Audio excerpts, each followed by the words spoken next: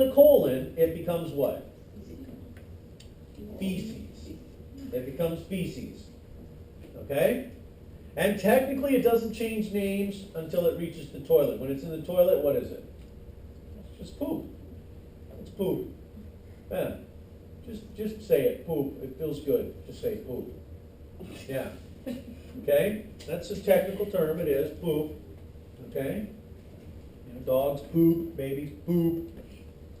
You guys poop too. You may not think so, but you do. Okay?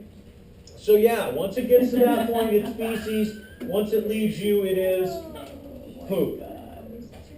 I mean, think about it. You're not going to go to the bathroom and say, you know what, I'm going to go take a feces. Because that would be weird. And Susan, don't even say that out loud, because we can get in trouble for that. All right, so there you go, peeps. There's what we're looking at. Duodenum, jejunum, and ileum. Ileum connects onto our friend large intestine. Okay, and as we take a closer look at this, right here, ileocecal valve, that little tab right there is the appendix.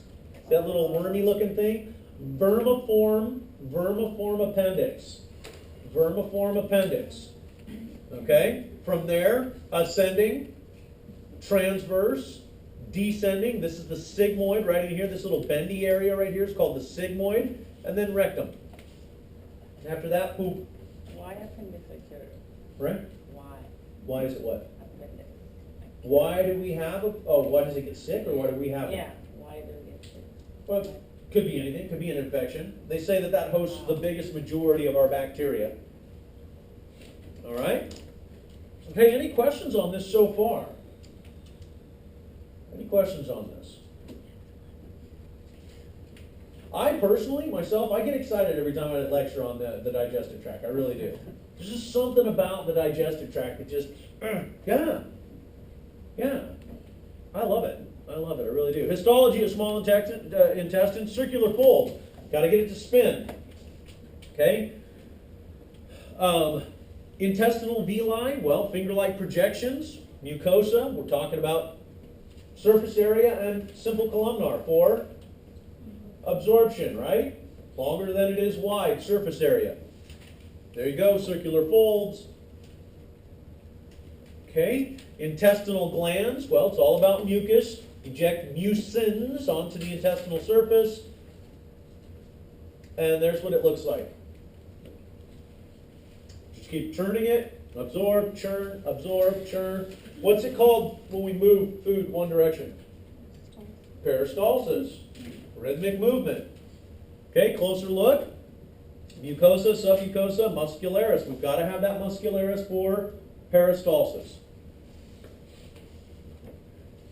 Okay? Now, what's the green? What's the green? Yeah, lymphatics. Think about it this way, peeps. I think I asked, do you guys know? No, it was the other class that I asked. Okay? How about this? Let's just, no, I'll leave you guys alone. You guys have been cool. This table's been pretty good. Mohammed's like, don't even look at me. Okay, I think Sean already heard this too.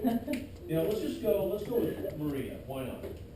Okay, Maria, when you eat your food, are you in a bubble? Yeah, a bubble. Do you eat your food? Do you like crawl into a vacuum bubble and eat your food? No? She does? That'd be funny. Okay. Do you have like two little fans on each side of your food to blow the air away from it so nothing gets on it? No? No? You just set your food out and boom, start eating it? Right? Guess what? If you just set your food out and start eating it, what's in the air? Microbes, bacteria. Yeah. So it's not like we all say, hold on, I'm having lunch, open our bubble, get rid of all the bad air, right? And then start eating our food. One person was like, well, I cook it. Yeah, you cook it, but you don't sterilize it. You don't sterilize your food. So lymphatic vessels there, guess what? You're eating foreign pathogens. And for the most part, the 99.9% of them will never make it past the stomach. Never. But occasionally some will. And when they make it past, guess what? We have the immune system ready and waiting. Right? Because didn't we have a breakout of E. coli from a known restaurant? What was that restaurant? Jack in the Box? Right? People took their children there and they ate some non-cooked beef, if you want to even call it that, right? From Jack in the Box, and they got E. coli. So there you go. Okay? Okay, so intestinal glands, well, brush border enzymes.